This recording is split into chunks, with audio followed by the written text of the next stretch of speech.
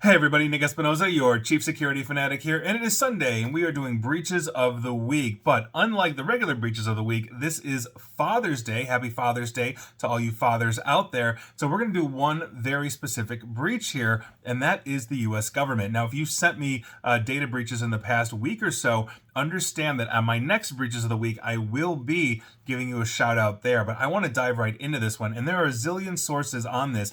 So if you missed it, it's kind of surprising, but you're probably not following cybersecurity news, and so that's why you're here, and thank you for that. But I'm cribbing from Sam Sabin of Axios, and Axios always has really good and concise write-ups on these kinds of things. And here's what's going on. Several government agencies are now responding to a data breach tied to a recently discovered security flaw in a popular file transfer tool. And this is according to CISA talking this past Thursday. Now, this breach highlights just how vulnerable the U.S. government remains to cyber attacks after, years of improvement. And I don't necessarily know if there's so many improvements, but we have definitely gone down that road with the Biden administration. Obviously, CISA has really helped in that as well. And we'll talk about CISA in a moment. Now, U.S. government agencies are the newest victims of uncovered this past week, and they're part of this weeks-long hacking campaign that's exploiting a flaw in the MOVEit file transfer tool. So I went back into my previous breaches of the week archives, thank you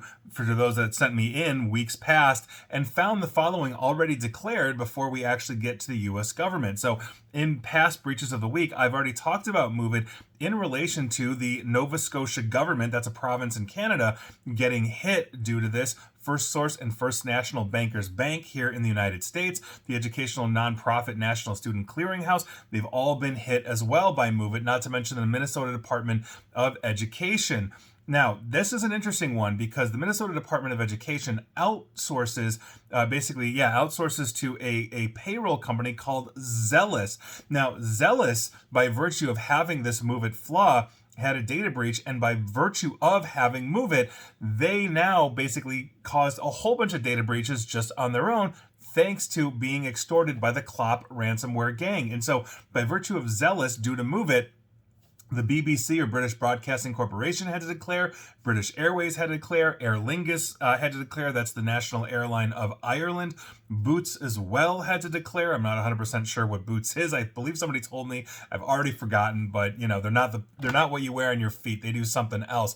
And so obviously this is a huge thing, and more because this isn't going anywhere. This isn't going anywhere anytime soon. So here's the latest from CISA. Now, Jen Easterly, head of CISA, that's the Cybersecurity Infrastructure Security Agency here in the United States, basically talking to reporters this past Thursday, said, quote, "As far as we know, these actors are only stealing information that is specifically being stored on the file transfer application at the precise time that the intrusion occurred," meaning they're not gaining deeper access. They're gaining access to, let's say, the portal, that MOVEit was protecting or holding files in, and they're stealing those files, but they're not getting in and getting more. That's what we know so far as of Thursday, a few days ago. Now, Easterly also added that it appears the intrusion is not being used to gain broader access into the organization's systems, as I just mentioned. Now, Progress, which is the developer of MOVEit, they own Ipswitch, and if you're an old nerd like I am, you know Ipswitch from the 90s and early 2000s.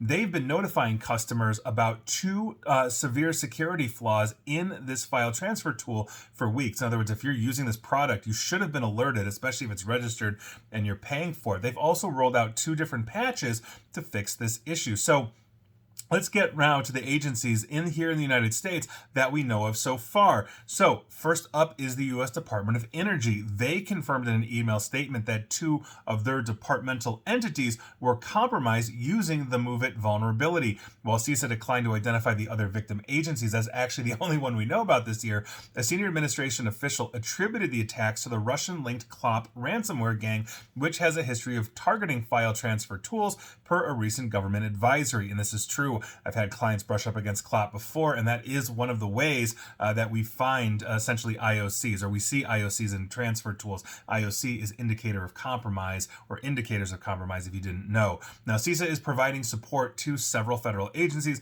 that have experienced intrusions, according to Easterly as well. So we know that several federal agencies, departments, subdepartments, or the full-blown agency have been hit We just don't know who yet. And Easterly also added that CISA isn't aware of any instance of these attackers trying to extort federal agencies to get them to basically pay to prevent a leak of stolen data. In other words, Clop is not ransoming them out, nor is, let's say, Russian intelligence, which Clop, I'm pretty sure, is related to and all of that. And so make sure, obviously, you're updating these systems. But what we know now, and I think this is an important one, is that the Department of Energy is also the one that basically has all of our nuclear and atomic secrets.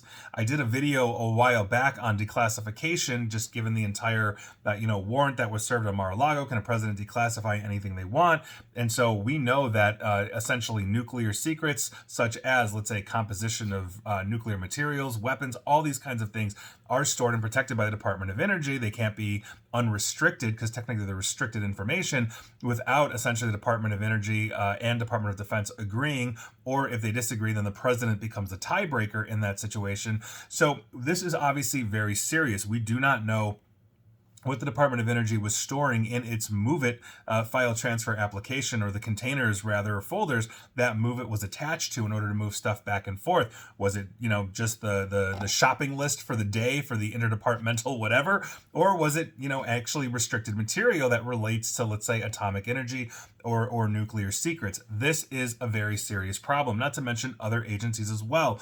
This one is rivaling the SolarWinds hack, although SolarWinds, we know, had basically one, Russian intelligence written all over it, and two, incredibly deep access, since SolarWinds was managing the federal agencies' networks. This is right up there, except MOVEit, apparently, according to the CISA, is not getting deeper access. They're just stealing whatever they can from the MOVEit containers to gather intelligence. And the mere fact they're not extorting the federal government is concerning, only in the sense that this is not a monetary operation. This is an intelligence gathering operation to target federal agencies and open ports. So if you're using MOVEit, I would highly recommend removing MOVEit if you can, finding something else that's, let's say, better known, secure, or if you're going to keep using MOVEit, I would temporarily remove it until we know we're out of the winds. Now, if you remember, and the reason why I say temporarily move it, even though Ipswitch, aka Progress, has released 2 updates for it, is, if you recall, the Log4j issue, where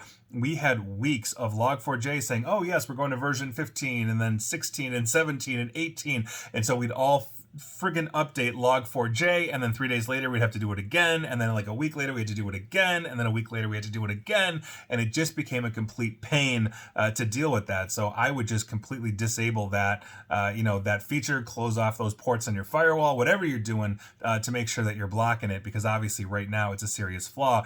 Even if you're updating those issues, there's no reason why somebody hasn't found another way in to exploit that we simply don't know about. And I promise you right now, there's a lot of researchers looking at that hard, but until they find something, we're just kind of in limbo. So make sure you're updating it, ideally remove it or block it temporarily or permanently, and there you go. But that is your breach of the week. Again, happy Father's Day to all those fathers out there. And I think this is going to be one that I'm going to be reporting on in future breaches of the week over and over and over. We are not done with MOVEit by any stretch of the imagination. And obviously, as we get wind of more U.S. government agencies or any agencies around the world attached to governments with this, I'll be talking about it here every Sunday on Breaches of the Week. So take care of you, everybody, and I'll see you next time.